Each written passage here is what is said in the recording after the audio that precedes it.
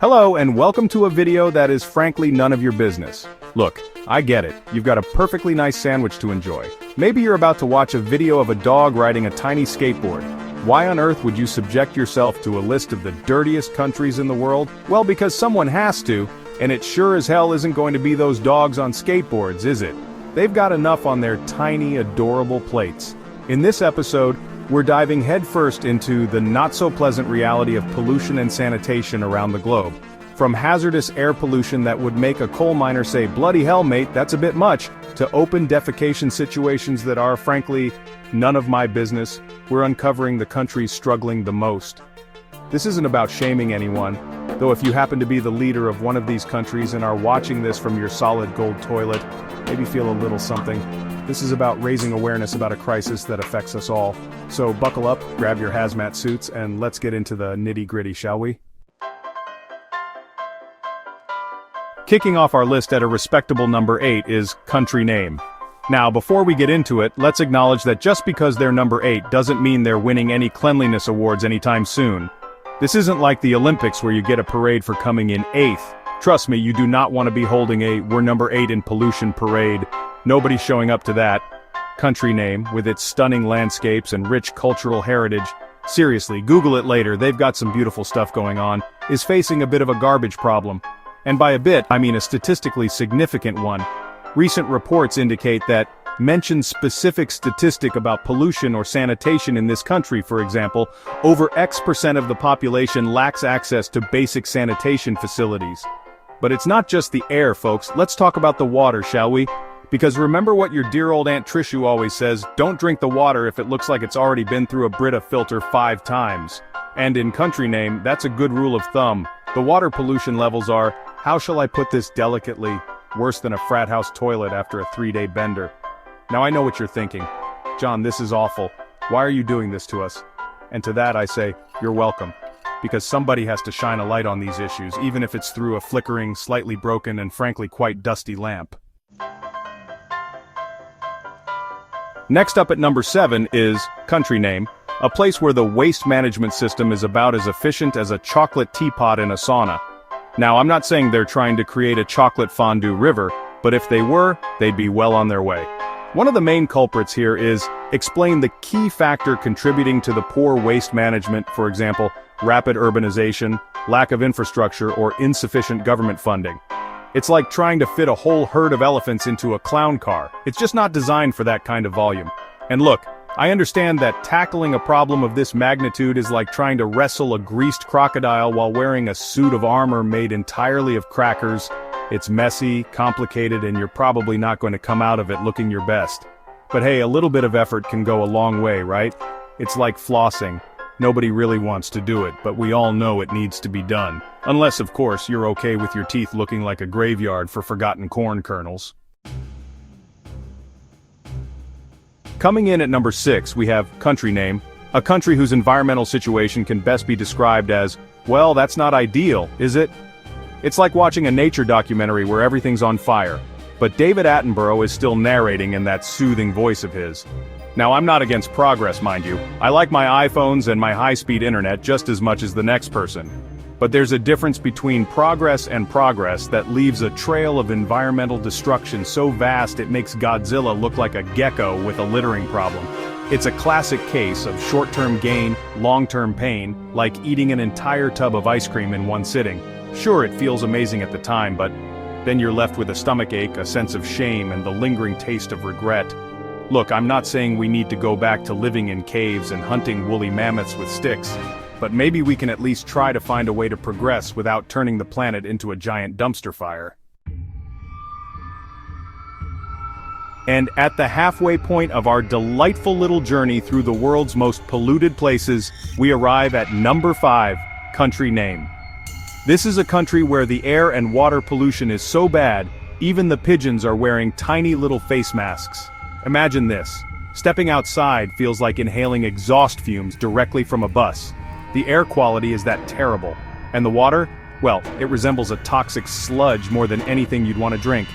Now, I'm not one to judge, but if your water is so polluted that it could double as a prop in a post-apocalyptic film, you might want to consider investing in a good water filter Or, just move to a country with slightly cleaner water. But it's not just about the lack of clean water, folks.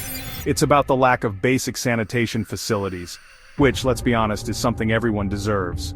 I mean, even prisoners in a maximum security prison get access to a toilet. It's considered a basic human right. Unless, of course, you're a character in a Saw movie, in which case all bets are off. Look, I'm not saying it's going to be easy to solve a problem of this magnitude, but you know what they say, where there's a will, there's a way. And a whole lot of money. Seriously, you're gonna need a lot of money. Buckle up, buttercups, because we're about to delve into the world of government inaction with number 4, country name. Now, I'm not saying the government isn't doing anything at all. They're probably very busy doing important government things like attending meetings, writing strongly worded letters, and maybe occasionally watering a potted plant. But when it comes to addressing the country's pollution and sanitation issues, their efforts could best be described as lackluster. It's like watching a group of toddlers try to put out a house fire with squirt guns. Sure, they're trying their best, bless their little hearts, but it's not exactly an effective strategy. Now, I understand that governing a country is a complex and challenging task. It's like trying to juggle chainsaws while riding a unicycle on a tightrope over a pit of angry badgers. But at some point, you have to prioritize the well-being of your citizens and the environment they rely on, before the angry badgers get out of control. Look, I'm not saying it's going to be easy, but if a bunch of monkeys can learn to fly a spaceship in a movie, surely a government can figure out how to clean up its act, right?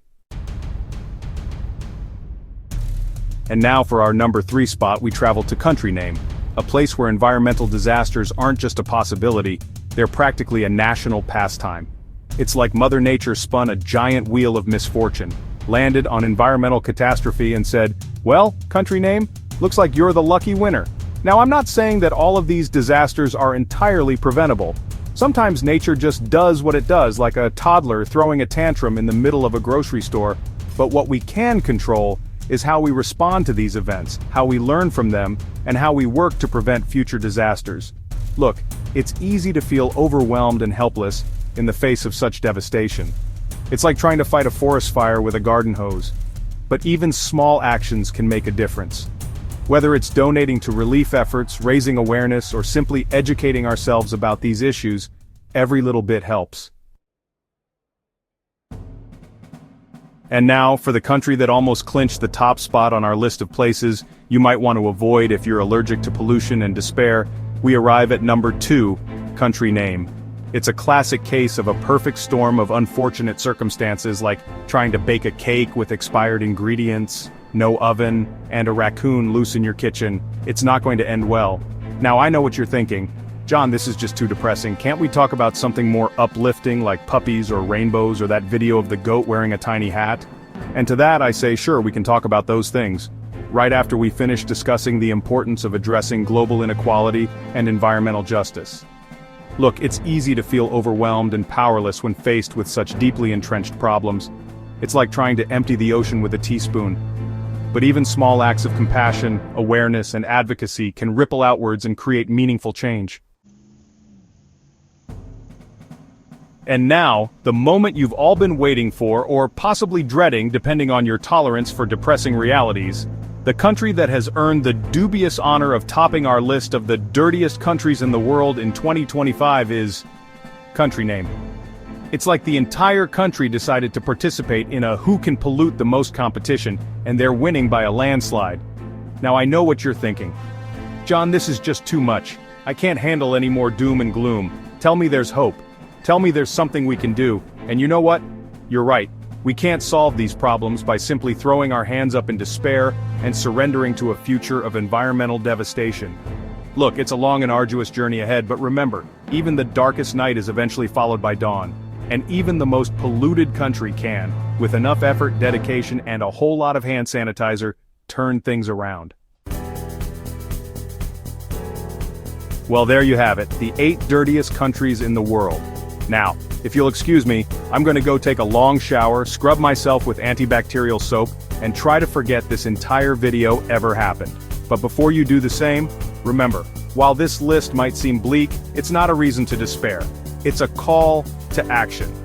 Each and every one of us has a role to play in creating a cleaner, healthier, and more sustainable future for all. So, let's get to work, shall we? And for the love of all that is holy, please recycle.